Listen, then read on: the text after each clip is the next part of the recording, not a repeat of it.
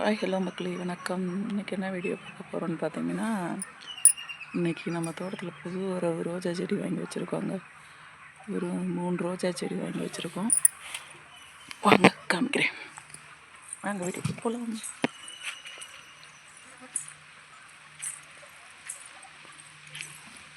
இது வந்து white colour ரோஸுங்க. ஒயிட்டுன்னு சொல்லி தான் கொடுத்தாங்க.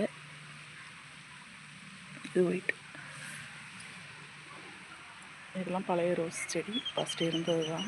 அது என்னன்னு தெரியல, செடியெல்லாம் ஒரு மாதிரி சுருட்டை அடிச்சிருக்கு. கொஞ்சம் மருந்து தெளித்து விடணுங்க.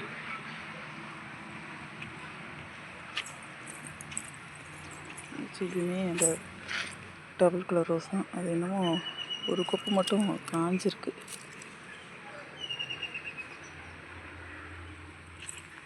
செடி எல்லாமே பனி காலம்னால ஒரு மாதிரி சுருட்டை அடிச்சிருக்கிற மாதிரி இருக்குது. இது ரெட் ரோஸில் மொட்டெல்லாம் எல்லோ கலர் தான், ஆனால் மொட்டை விட்டுருக்கு. பார்க்கலாம். இது டோரி பூச்செடிங்க. நல்லா வளர்ந்த மொட்டெல்லாம் விடுது. அதில் என்கிட்ட ஒரு டேலியா விதை இருந்திருக்க மாட்டிருக்குங்க. பாருங்கள், அது மட்டும் நல்லா வந்திருக்கு. ரெட் கலருமே மொட்டை இருக்குது. ஆனால் இன்னும் வெயில் காலம் ஆரம்பிக்கிறதுனால மொட்டெல்லாம் சின்னதாகவே இருக்குது.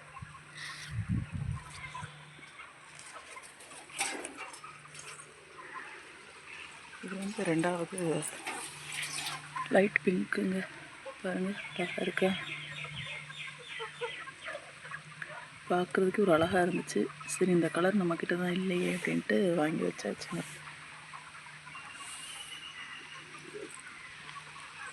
நெக்ஸ்ட்டு பார்த்தீங்கன்னா, நல்ல ஒரு பிங்க்கு தான். மட்டுமே நல்லா குழுக்குழுன்னு இருந்துச்சு, பார்க்குறதுக்கு ஒரு அழகாக. இந்த 3 ரோஸ் செடி தாங்க இன்றைக்கி வாங்கி வச்சது.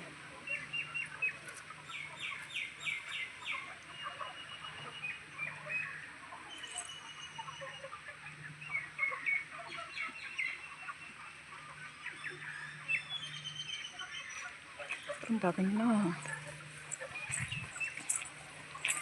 இந்த மஞ்சள் இந்த ஒரு கப்பு தான் வச்சா நல்லா சிம்பு வருது.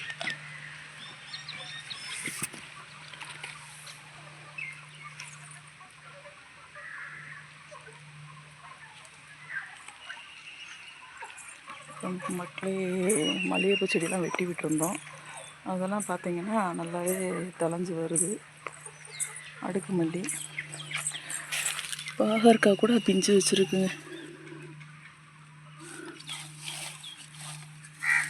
இந்த நிறைய பிஞ்சு வருது. ரொம்ப நாளாக கனகாம்பரம் செடி சீசன் தான். ஒரு 5-6 செடி இருக்குங்க.